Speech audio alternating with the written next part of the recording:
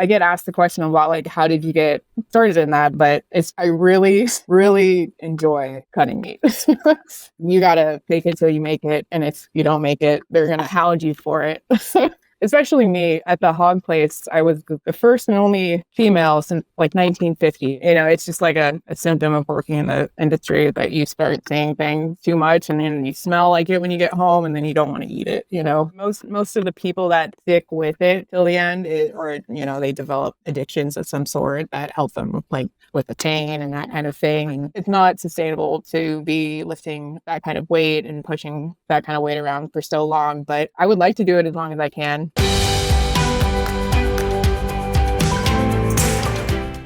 I have with me today Ellen Van Vleck from rural Oregon, as I came to find out, as I mistakenly thought she was from Wisconsin, some crazy reason. But anyway, Ellen, welcome. I guess just share us a little bit about your background, tell us who you are, and then we'll kind of see if there's some questions that evolve from this. Okay. So I have been a meat processor, custom cutter for about 6 years now. I started at a hog processing facility where it's like production line, as many hogs as you can get through in a day. And I did that for about 3 years. And then I found this small family-owned butcher shop about 40 minutes from me. And everything they had to offer seemed way better than working a production line cutting pig parts. So I've been with them for about 3 or 4 years now, and I love it. And from there, I started my own tallow soap and skincare business where I also sell just plain tallow that I get from the customers that the butcher shop has. Yeah. All right. Well, I guess I can't imagine, when you're a little kid, you don't think, what do I want to grow up to be? And most people will say, I want to grow up to work in a production hog processing facility. I mean, how did you get into that to start with? And then maybe you could talk about, because I know there's some places that the throughput is extremely high. We're talking thousands of animals a day, depending on what facility you're at. But how did you get into that initially? That seems like it's a weird path, do that. Right? I mean, maybe that's what's available in the local economy, but what led you on that path? So, I mean, I went to college, I got a degree. It was in art, so there's not a whole lot I could do with it unless I really wanted to like put myself out there and produce some work. But by the end of it, I was just like, man, this does not seem like a good move financially. And so I moved to Portland and basically picked up any job I could trying to make ends meet. And so I started like manufacturing, production. I like built winches. I made sutures for this medical company. And then I was like, I got to get out of this because I don't fit in here correctly. And so I started looking into like kitchen jobs, because I grew up cooking for like my family every night. I love cooking. And so I started as a dishwasher, worked my way up, and I really loved working with the knives and fires and fast-paced environments. But the thing that was like holding me back was like, where did this product come from? What's its source? And so I just tried to look for like the very beginning of like, where does this process start? And that's what intrigued me most about it. And so I was like, okay, I have like this short loin that's boned out in a bag and it's filled with like juice. I want to know what part of the animal this comes from. So I worked in the kitchen for about like 2 more years.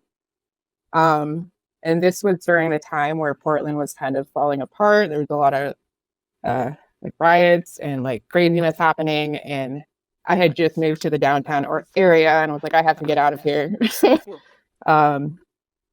So I moved out to the country, tried to pick up any job I could. Again, I worked at like a gas station, a restaurant, worked 2 jobs. And then I found an ad for a harvester at the hog processing plant. And I was like, I don't know what that is, but it sounds fun.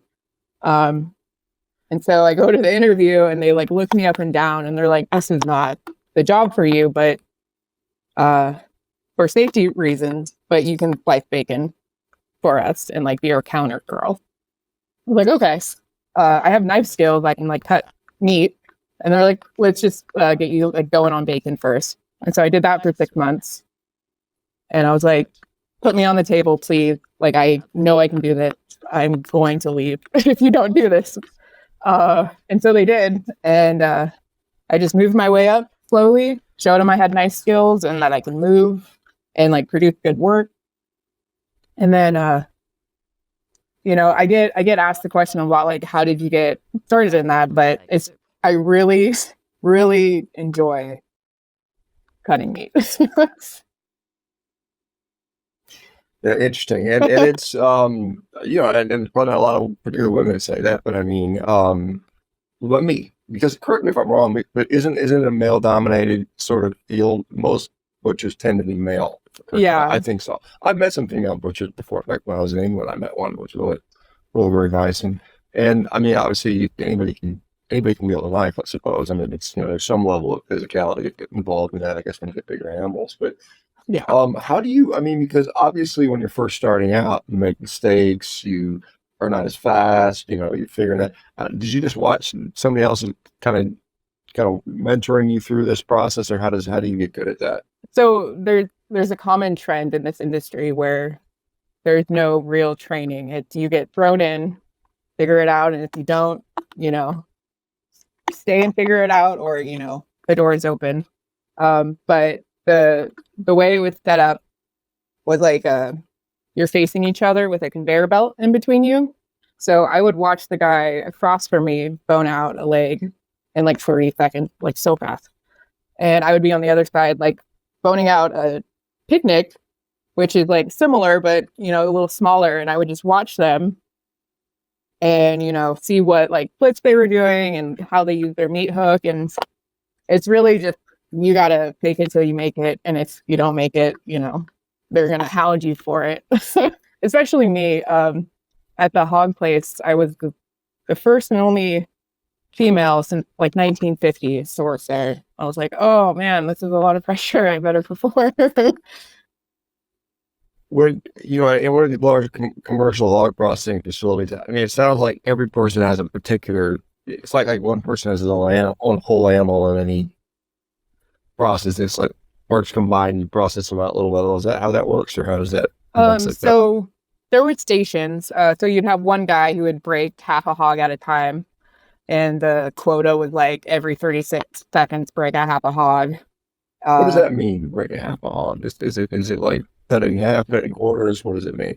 So the hog is already split in half, and it's been hanging for like a day or two in that kind of facility. And so they like have a chain hoist, and they would like pull a chain, wait for it to drop in their like arms, and it's like a 90 pounds, 120 pounds. They'd like slam it on like a giant bandsaw, cut the leg off, cut the shoulder, split the belly and the loin. And it was like one after another, after another, after another. And he would like throw a loin here, throw the shoulder down. They would get split, throw it down. The belly would get boned out, throw it down.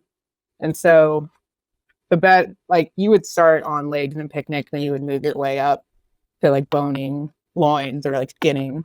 But usually like the guys over 200 pounds, 6 foot would like do the breaking for the most part. And that's so unsustainable for having like one or two guys do this every day for like 8 to 10 hours a day, So they rotate through that for a while. So that's like the hardest part. Maybe that's the most intense physically.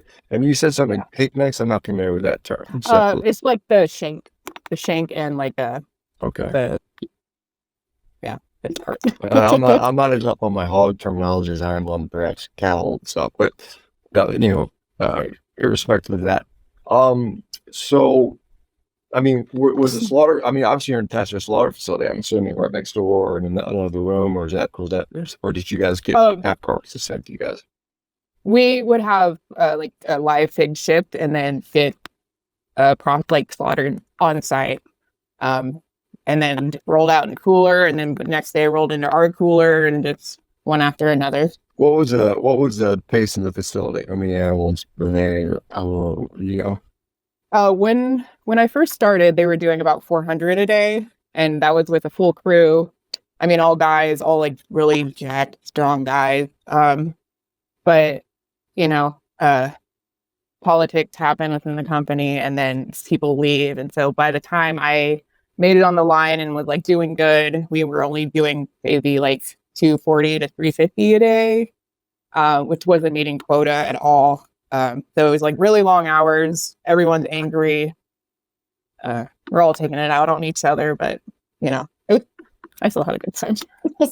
What let me ask you a question. Do you still eat pork products? Not as much. Yeah. I'll eat it. I'll eat pork belly if Yeah. someone else cooks it for me, but you know, it's just like a symptom of working in the industry that you start seeing things too much, and then you smell like it when you get home, and then you don't want to eat it, you know. But yeah, I can remember when I was doing human anatomy in medical school. I mean, we always smelled like a pig. It was always preserved in formaldehyde. You always had that cadaver smell on you, that one, your coat and your clothes and your hair, and it was like, you know, I'm tired of that stuff. So I can see how that could be the case. But I mean, did you see stuff that would say, "Oh, I would never eat food processed in a facility because of this or that, and it's unsanitary," or was that a major concern for you, or not really? No, it was more just like knowing that could happen inside of the body, you know, like knowing that they have to cut some parts out, but also knowing that some people who work there don't really care whether they cut that part out. So I just look at my meat a little more carefully now when I choose it, because I can see things and how they were cut. And, I guess you probably, you know, when most of us go to the grocery store and see a steak put up, or you know, whatever, pork loin, you're looking around, looks, well, I mean, you're probably aware of things that most people aren't aware of, I would imagine, for sure. Yeah. So how long did you work in that facility? You said like 4 years or something like that? 3 years. When I started, I told myself 3 years and I'm out. I don't think I could stay here for very long. But so how did you make the decision to go work at a small family, sort of family-run facility? I hate to say it, but I think being the only girl in that room got to them a little bit. Because I mean, I really tried to like show up and prove myself every day, and I know a lot of people take that personally or offensively, or like, why is she trying to show us up, blah blah blah. But I just got tired. Tired of like the picking on, a little bit of bullying. You know, like they would take my time card and hide it from me, and just no boundaries between management and employees. And it was just like, it's been 3 years. I have to go. I'm going to turn into a horrible person if I put up with this for any longer. Yeah, it is. I guess it's fairly, I mean, it sounds like fairly physically demanding job too, but where you get probably tired at the end of your shift, I would imagine, right? I mean, is that fair to say? Yeah, I like that though. I like feeling like I did it. Like feel like you accomplished something that physically, I did this work. All right, so how did you know about this small facility before you left the hog processing facility, or was it something you discovered later? I mean, was it like, I'm going to go work there now, or what was it? I had heard about it because we actually give them some of our products. So I heard the name a lot. And then a guy I had worked with at the hog place, he was like, I think I'm going to go here. They sound like really great people. They're expanding pretty quickly. And so I kind of followed him. He didn't end up staying, but I just followed him and see what he knew, because he was pretty intelligent about mobile slaughter and, you know, the whole custom processing aspect of it. And yeah. So there you went. So how did that, I mean, you know, I mean, did you go for an interview or something like that? And they were like, well, you're female. We don't usually have females. I mean, maybe, I don't know. How did that go? They actually had a female cutter, and she was in a similar position as I was, where she's the only girl. She's working after hours. She's putting in time, showing them she wants to do it.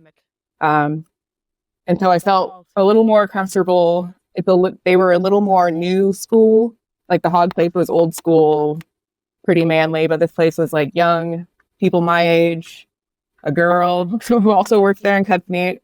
So I went and interviewed, and they're like, well, all of our cutter positions are filled, but you can wrap for us, like wrap our custom order. I was like, okay, I'll do it. Like anything to get me out of there. So I did that for about 6 months. And then I was like, please put me on the table. Like I can do this. I've been watching you this whole time. I can do this. And then they did it. And then COVID hit. And then it was just me. Everyone kind of had to like disperse throughout the company to like fill in the holes for COVID. So then it was just me and my boss, the other girl who just ran custom, and we did like 3 beef a day. And by the end of it, I was so exhausted, but now our numbers are much higher than that. But for that brief moment in time, it was pretty crazy. So obviously going from hogs to, I guess, I think you do different types of animals, right? You do a lot of different types of animals. Mhm. How hard was it to make that transition? Was it like, is it pretty much the same things to bigger animals, same type of cutting, or is there unique nuances to different stuff? 'Cause I mean, I know with custom cutting, some people will want a picanha versus some other way to cut the animal up. And so how hard was it to transition to other animals? So we would actually do beef every other Monday at the hog place, but because we didn't do it so often, I didn't really know too much about it. So most of the anatomy is the same. It's just smaller or larger. Learning the different like subcutaneous muscles and like where they lay and seams and stuff took a little more time for me to figure out. And also the breaking style. We're not breaking on the table. We're breaking like off a rail. So we'd break off, the brisket, throw it on the table, break off the shank, throw it on the table. Um, Yeah, because I mean, like somebody dropped me a yeah. half a cow in someone's arm and to break the right, No. they get 200 plus pounds, right? I mean, it's like Yeah. 250 pounds maybe in some cases. So that might be inconvenient. So you're obviously different animals, different cuts. So I guess is there more options with a cow than there is with a hog? And perhaps the way you can cut Oh, it. so much more. I love cutting beef so much more than cutting hog for like obvious reasons, but there's so much more you can do with it. There's so many more themes. But the way we have our custom shop set up, it's like pretty standard. Like if you want anything, like if you want a picanha roast, you have to specify I want a picanha roast because in custom it's more like that's the top sirloin, that's not a picanha, that kind of thing. But Yeah, I mean, I guess we'll just because I like picanha. I think it's a good cut meat, and delicious. Yeah. I have actually got some of my food right now. But when you cut a picanha, what does that mean? I mean, do you sacrifice the top sirloin in some way? Because I mean, you just have to cut extra fat on there. How does it work? It's so like the top sirloin and then the picanha sits like underneath it. And so the picanha is like kind of like the tip of the bottom round that the top sirloin sits on. And so you'll cut off the top sirloin, like technically from the bottom round, and then it's just like that weird triangle piece that sits underneath it. But So you get, if we tried to specify every little cut on a cut sheet, I would still be there cutting beef from last year. What the? interesting. Now, do you eat beef? Do you eat much beef? Yeah, yeah. So butchering beef is not in any way negatively turn your appetite because I don't know how much beef you're producing these days, but I think because the beef we get in is like locally raised. People love these animals. They take care of them. They're from small farms. They're not picked for like sometimes we'll get a few like off ones, but for the most part, like it's not everything looks delicious that comes through. You know? what are you looking for? Like if you go, I mean, I'm guessing maybe I don't know, you cut some of your own beef or something like that, or how do you feed I yourself? And wish. if you go to the grocery store, is it like I'm not eating that, or how do you determine those types of things? I try to pick cheap, cheap, and tender. I don't really like the real beefy stuff. Like oxtail is a little too beefy for me. Shank's a little too beefy. But like I'll do chuck steaks all day. Cheap, tender if you cook it right. Hanger steaks also pretty good. But I look for marbling, like denseness, fat coverage, the color of the fat. Discoloration is not really a problem because it's just, oxidized. So Uh, so if meat's turning a little bit brown in the wrapper, it's okay. It's not bad. it's fine. It's just normal. It's a normal reaction to meat to oxygen, basically. Mhm. And it's not, like I said, if you open it up and it smells really bad, then you're like, ooh, how can you eat this? But generally it's fine. So, because some people see like meat a little brown in their fridge and they'll throw it away. So Yeah, that's insane. That's that's crazy. insane. But I mean, unless it's like smells off, then it's a problem. Um, I understand. I'm hearing that you also have like a tallow business. I'm hearing comments you make the best tallow they've ever run into. How did you get into doing? How did you get up into doing tallow? Is it just beef tallow, or do you use lard, or do you use different ingredients, or where's that come from? I started with beef tallow, um, just because I saw how much there was being produced and how much we were throwing away, and like pounds and pounds and pounds and buckets.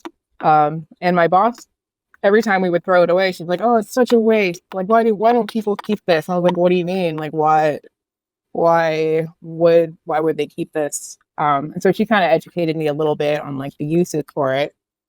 And then I got like my wheels turning. I was like, "Oh, yeah." Like in the old time, people made soap, and some people like McDonald's fried with it when they first started. Um, and then I kept that seed in the back of my head. And then I had a friend who's like started a small farm homestead, and she invited me over to make soap with her out of pork fat or lard. And I was like, "Oh, I have unlimited supplies of that. Let's do it." And like the first 2 hours of doing that with her, I just saw like business opportunity, like people would buy this for sure. Um, so I just started making soap and putting it out there and see what would happen, tweaking my recipes every now and then. And then I had so much excess fat. I was just like, let's try selling that to other soap makers and see if we'll buy it on Etsy. Um, and then it kind of snowballs from there. And then I got my paperwork in order. I got a food license. I work in a commercial kitchen now. And now I'm able to market it as like a food product rather than like a candle product is what they call it. So I guess if it's a soap and you're marketing it as food, is that what I'm hearing? Or are you using Yeah. tallow as something people cook in, or how does that work? So if it's not cooked and processed in like a commercial kitchen or food safe area, I can't sell it as a food item.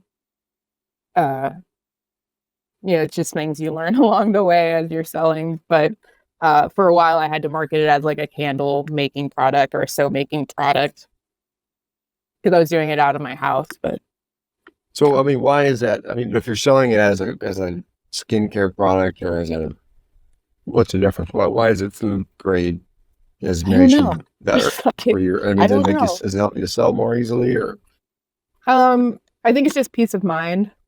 My process isn't any different, um, except for like where I'm doing it, which I know gives people peace of mind. But legally, it has to have like a safety warning, a cooking warning on it, all this stuff.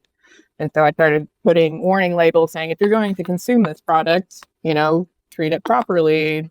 yeah, Don't let are people out there moisture. eating soap? Are they eating tallow soap and tallow lotions? Right? I don't know, maybe I they're getting have hungry or something. It I have smells. found a couple bars of soap with bite marks in it before, like in the retail store. I'm like, what are you doing? It's hilarious. So, and you think about it, I've talked to a number of people that do various businesses, similar tallows and soaps and lotion, I guess they just put on their skin and whatnot. And, when we think about it, we look at the skincare industry, which is multi-billions of dollars, and it's all petroleum products, basically. It's all like, it's like, is that really what we want to be putting on our skin? And Mhm. it seems like these would be much more inert and better tolerated, but that's I'm not certainly not an expert in that. And I have very minimal skincare routine. I just take a shower. That's about it. So I just don't feel like putting stuff on me. But do you so are you still cutting that? Are you still doing that as well? So you're pretty darn busy. Sounds like. I learned a very good lesson last year of overdoing it and burnout because I put myself out there the entire year, every day, like cutting, and then all week, and then weekend markets, farmers markets, online sales. And I just wanted to see what I could do and what I could produce in a year. And by the end of it, it just, man, I crashed so hard. And now I'm just like, okay, work-life balance. Let's see what this year brings. But I'm gonna enjoy my life like a little bit more this year. Yeah, makes or you get somebody to help you. You speak of help you start. Yeah. You're not doing. Because you can only scale yourself so much, and then you need somebody to help with that. So I mean, I guess as far as you mentioned, you prefer knowing where the animal came from. When you're there's a question about different breeds of animal. I don't know how much you get into like different cattle breeds. Are they more or less difficult to work with, or does it really matter? It matters. I like for the most part, most of the carcasses that come through, I can't tell what breed it is. Um, if it was red or black or whatever, but you can tell if it was like a Highland cow, their meat is a little more tough to cut. Um, Trying to think of another one. We had a Watusi come through. It's an African breed, right? Yeah, an African breed, and the people who dropped it off, it came through our wild game processing. They brought it in the back of a trailer with like a small 2-door trailer, and it's like a half hour before closing, and they're like, yeah, it's not quartered, like cut up, it's whole, and it's like shoved back there. And I had been working the intake door all day, and like this is the final animal. I'm like, oh man. And the meat is so tough. I was like, why are you gonna eat this? It was so tough and so hard to get out. It's, so I only really know about those two because they have the worst memories in my head. But most of the Watusi's not going to be a very good cow. yeah. Sounds like so. I don't know. What about your knives? Knives are obviously very important. How often do you sharpen knives every day, or how do you keep them sharp? I use a work sharp, which is like a grinding belt, and it's what most of the people use in our industry if they don't know how to use a stone, like a whetstone, because that takes time and patience to learn how to do that properly. But for the amount of volume we do, most people just use like a work sharp. And I probably sharpen them like every day, but I'll sharpen like 6 and like rotate them through depending on how busy we are. Like during our hunting season, I will sharpen 6 knives like every day and probably go through all of them. Yeah, it's one thing I learned when I worked when I was a kid. I worked kind of restaurants. I was a busboy, waiter, and type stuff. But I learned from sharp knives are safer than dull knives. Because dull knives will get cut on more because they stay in the you end up cutting stuff like that. Have you ever cut yourself? Has it ever been an issue? Never. Oh, you have. I have. Yeah. It's not fun. It's exciting. It's not fun though. Not with that excitement, So, as far as well, what about I'll just ask personal diet. Do you have a dietary preference? I mean, obviously you're not a vegetarian or a vegan, I would assume. So, not at all. Yeah. I try to stick to red meat, like fried egg and sauerkraut for like baseline meal. It gives me everything I want and need. I'll still go out to restaurants and eat whatever they got, but when I'm at home and doing my thing, like that's what I make. Like nothing fancy. That's about it. And a lot of fish too, but okay. So at this small family processor, you said you've got, I guess, a variety of animals. Are they attached to a local farm, or they just have a bunch of local farms that feed into them? So our mobile processor will drive like a 40-mile radius, I believe it is, around the shop. And they'll do anything from like 6 beef a day to like a couple goats, a couple lambs here, a couple pigs there. Sometimes alpaca or llamas. What do you do with alpaca or llamas? Do you eat them? I mean, I guess you could. I'm sure you can eat them, but I've never heard of people eating much of that way. And they use it like pack animals. The one we have one customer that does alpacas, and he's the only one. Oh, and he has a couple of llamas that will do every once in a while, but he just turns it into sausage and jerky, which I don't know what that tastes like, but I'm sure it's pretty good. Yeah, I guess that's one thing you can do is turn meat into sausage. That turkey and sausage is pretty definitely hide any kind of weird sort of flavor, I suppose it might have. What's your least favorite animal to process? Do you guys do like chickens and stuff like that too, or what? No, no chickens. Messy, like, but not time efficient at all. You got to really have a good setup, and probably that's the only thing you're gonna do at your setup if that's what you got. Well, because you But got to spend time feathering them too, and that's a lot of work. I guess I've never been a chicken plucker, but I guess there's stuff with that. What about here's another thing because you mentioned the waste of the tallow or the fat. We have a lot of that. It just literally goes in the trash, and then I don't know where it goes. Maybe just take it out of the dumpster and let it do that. Or what about the hides? Because I mean, you guys you saw. I mean, obviously, you kill a lot of animals that have hides, and I understand that hides are often going into trash now, which is a real shame because the animal's dying anyway. Why not use the leather or use the hide? I mean, what's your experience with the hides? Are you into that?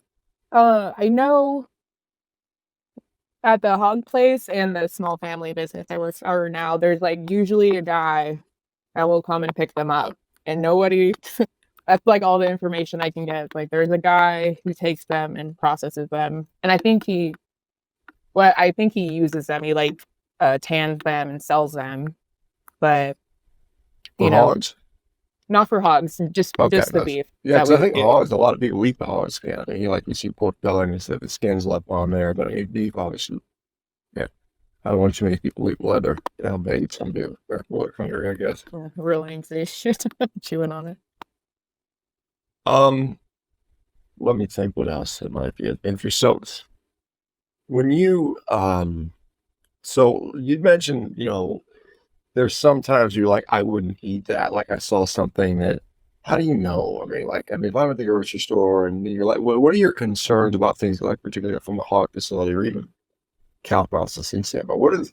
Are the things you would see that would say, I'm not eating that? What would do that for you? Um, like bloodshot in the muscle. It's like it looks like little spots of blood just like throughout the muscle, and it's call it hemoglobin. Um, if I saw that, and I mean, if you cook, usually that should not go through an infected product, but sometimes it will. I wouldn't eat that because once you cook it, it will just taste like iron. It will turn black.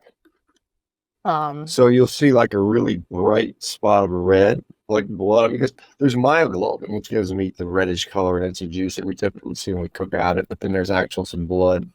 Sometimes it's yeah, in there, and it's like usually spots. animals, because usually animals are being hung for a long, cows sometimes for weeks. They get hung for them. So If you don't stick the pig after you shoot it in the right spot, you gotta really know where that spot is, and it's pretty specific on pigs. It won't bleed out once you flip it and hang it upside down.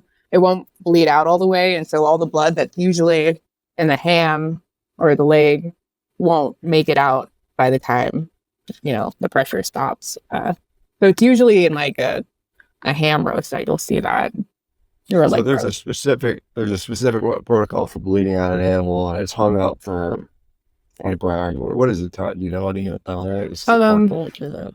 Depending at the hog place, it was 24 hours unless it was a Friday. But we usually, at the small business, we usually do it for like about a week, depending on like sack coverage, what else is in the cooler, dry aging. Like if you have a bunch of wild game animals in the cooler with a pig, it's gonna age faster. It's because of the bacteria.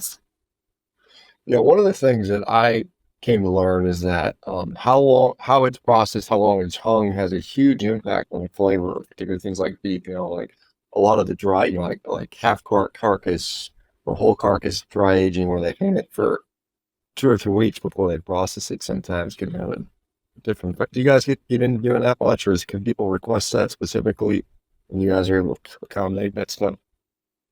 So with beef, we will do a minimum of like 2 weeks, depending on fat coverage, uh, the cleanliness of like the slaughter, which is usually pretty good, unless you have like a newbie out there learning, it can affect, like if there's any bacteria on it from the outside, it will, affect it. But minimum of 2 weeks, depending on fat coverage, how lean it is, how the size of it too. Like we'll get beef that are 500 pounds and they're tiny, tiny little lean things. And we can only hang them for about 8 days. Yeah, I mean, I guess my understanding, the typical hanging weight for an animal is over 1,000 pounds typically. Is that typical to see for a whole animal? Probably in a large product, like a large production kind of cattle ranch. But like when we get 1,000 pounder in the shop where we like plan for it, it's like, ooh, this is gonna like take a lot out of us today. But like across the board, it's usually 700 to 800 pounds I guess that's after the internal organs have been removed and the head's been after. removed. And so, yeah, so that makes sense. Yeah, it's got typically that. And when, let's see. So, as far as, um, like what are your favorite? You said you like a hanger steak, which is something called like, the butcher's secret steak. Is that something you guys do you ever like kind of something for yourself, or how does that work? No, no, it's like the customer on the cut sheet will be like, take a steak for yourself, or like they will always be like, please take this. Thank you for cutting our animals, that kind of thing. No, it's so outdated and old school and bad, bad publication for butchers. But yeah, Yeah. Okay. How long do you foresee doing this for? Just out of curiosity, is it something you're gonna um, do for quite a while? I mean, I don't know how long, what the normal the life expectancy for someone who works kind of neat is it burnout turnover rate? there is, and it's usually I mean most of the people that stick with it till the end, or they develop you know uh, addictions of some sort that help them with the pain and that kind of thing, and it doesn't. I don't know where I was going, but it's not sustainable to be lifting that kind of weight and pushing that kind of weight around for so long. But I I would like to do it as long as I can. The company I'm at now is growing pretty rapidly, so I see myself, moving up and not necessarily being on the table cutting as much and being more of like a mentor or like a, behind the scene kind of person, that kind of thing. But also with Fat Chap's been able to, my tallow company, it's been able to like kind of supplement days where I can't do that work, or it's still, it make ends meet. It make ends meet for me. Yeah, big budget. So, um, yeah. So I mean, it sounds like it's kind of particularly the harder part. Maybe a younger person's out, and as you get older in life, like I've seen like when I was in the UK, I went to a butcher shop, and there were older guys in there in their 60s and 70s still working behind the counter. I don't know how much. Maybe they do a little bit of the processing, and they have other people that help them. And, they're out there selling the product. As you probably know, maybe in other countries, butchers are more prevalent than they are in the U.S. U.S. has kind of been outsourced to the grocery store in a lot of ways, and the family small butchers are kind of, not as common. Is that something that you are aware of? I mean, you see a lot of them closing or opening, or what's the trend, or do you even know? I don't know much. I know it the custom processing for like small farms in the UK is slim to none. Um, so most of their shops are like inspected from like a ranch kind of thing. I'm assuming, but we had some reporter from, I believe, Ireland come over and interview our shop and figure out what we're doing and how we're making it work, because she wanted to try and make it work over there for them, because they have all these farmers and customers that don't have anywhere to process their cattle. And also, I don't know. I haven't visited too many UK butcher shops, but I know they do it a little more artistically. They put a great deal of care into presentation and all of that good stuff. Yeah, I had some really nice. I actually ate a really nice rack of ribs, beef ribs, and at a butcher shop in Utah, there, which is really great meat. I ate with the butcher, so it was a fun meal. But there's a couple questions about like organs, organ meats, throw away, keep, do something with them. What's a typical procedure for that? Turn into dog food? I don't know what's the deal on the organs. A lot of people grind it back into their burger just for the vitamins and nutrients for it, which it tastes fine. You can't really notice it that much unless you throw like too much of it in. But most people want their offal back, tongue, heart, oxtail, that kind of thing, liver. There's somebody asking a specific question about what is asabuco. What is that cut? Where does that come from? That is a cross-cut shank. So it's like a round bone, round teeth, and it's a braising cut. You don't want to cook that fast. You want to cook that that one slow and for like 2 days or something. Yeah. Otherwise, it's pretty chewy and stuff like that. So, do you have a favorite? Like I said, you said you had a few favorites. What are your favorite? I eat a lot of ribeye steaks. That's obviously ribeyes. Those are good. There's a lot of fat in there. Do you? What is your preference for fat? You mentioned you like to see more marbling. Here's a question for you. So you're at the local facility. Are they USDA inspected, or do they just sell locally? What's the status on that? There's a retail shop that is connected to our custom shop. And so they sell USDA inspected meat that we get from like other processors in the area. But just as of like the beginning of this year, we're working our way into being USDA inspected across the board. The owner has opened up his own small ranch, and it's like 14 miles away from the shop. And so his plan is basically to raise his own meat, cut his own meat, put his own meat in the case, and just be completely sustainable, which is pretty exciting. I'm so happy and excited to see where this goes. But right now we're still working through the, government stuff. Yeah, are there state inspectors if you're not USDA inspected, for the custom shop? Is there a state inspection process? So when they remodeled and moved to a different building, they had the custom shop set up to be USDA certified.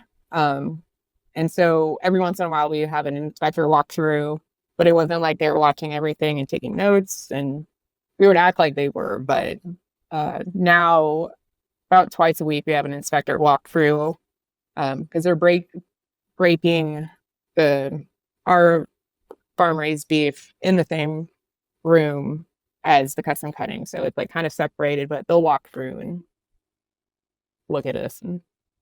Okay. Yeah, I know there's pros and cons to USDA, and it's obviously more expense. There's more, I guess, bureaucracy, which, may or may not be helpful, but it allows you to sell to a wide range of audience, I suppose. There's a question about grass finished versus grain finished. Any preferences? You look at the animal, probably tell based on the color of that, maybe, or maybe not. Does one have is one easier than the other to butcher, or is one more preferable to you one way or the other? It's a little mind blowing to know or to see, because I know the customer really wants grass fed, grass finished, but when we get a cow in and we know the farmer, we know it's grass fed, grass finished, it will be zero marbling, it will be zero vat coverage, it will look thick, like it will not look good. And we'll be like, well, I can't believe people want this is what they want. And then we'll get another cow in, same situation, and it will be beautiful, marbled, good fat coverage. Like it looks like it was grain fed, grain finished, but they say it's grass fed, grass finished. So I've seen across the board the spectrum of grass fed, grass finished, grass fed, grain finished, and it's really hard to tell. I know a farmer like 20 miles south from here who does grass fed grass finish, and it's like beautiful fat coverage, marbly, almost like Wagyu-ish.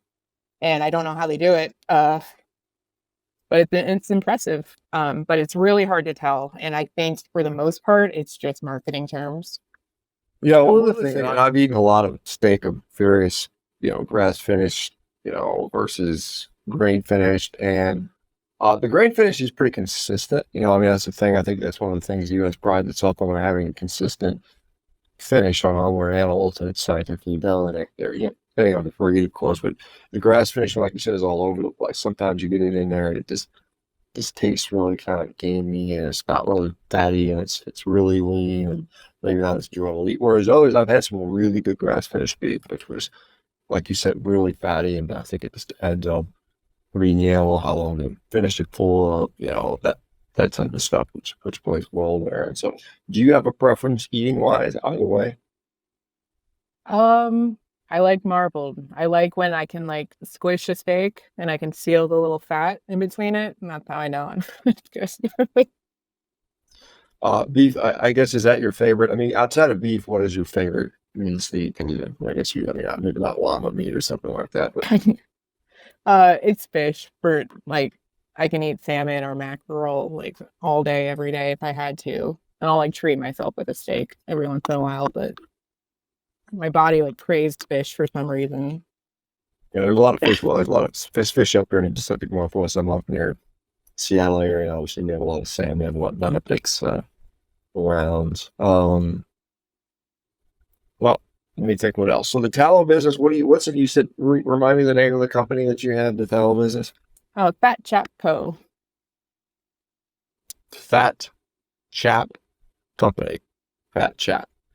And so, I guess there's a question about. Oh, could you describe potential benefits of using? What are your products, and why do you feel that they're maybe better than some of the other products that some people might use? Just similar, like maybe petroleum-based products. What do you have? What is better? Um, it's better I for me because it's a whole food. It's single ingredient.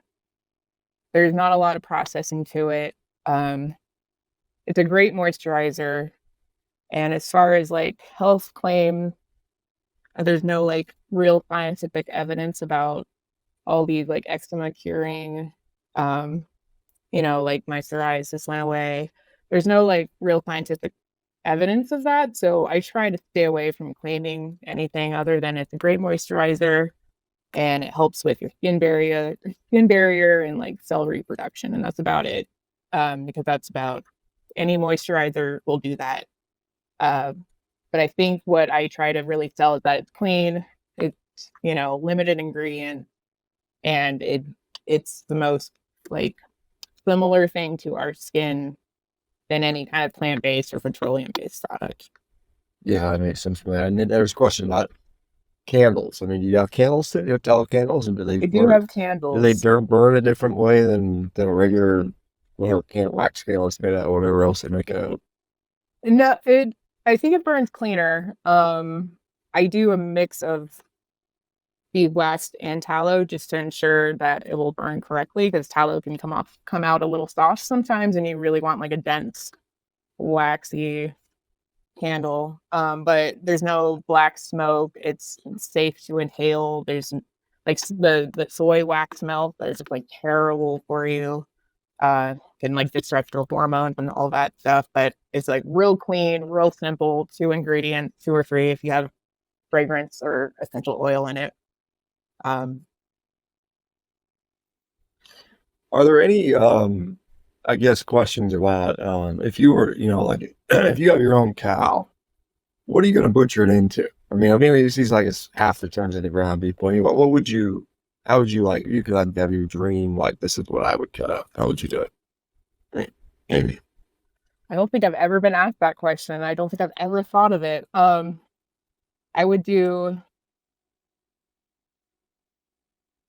I would do New York tenderloin roast, half of a rib roast, half rib steaks. I would do like a couple of chuck roasts, and then the rest, as many steaks I could get out of it. Uh,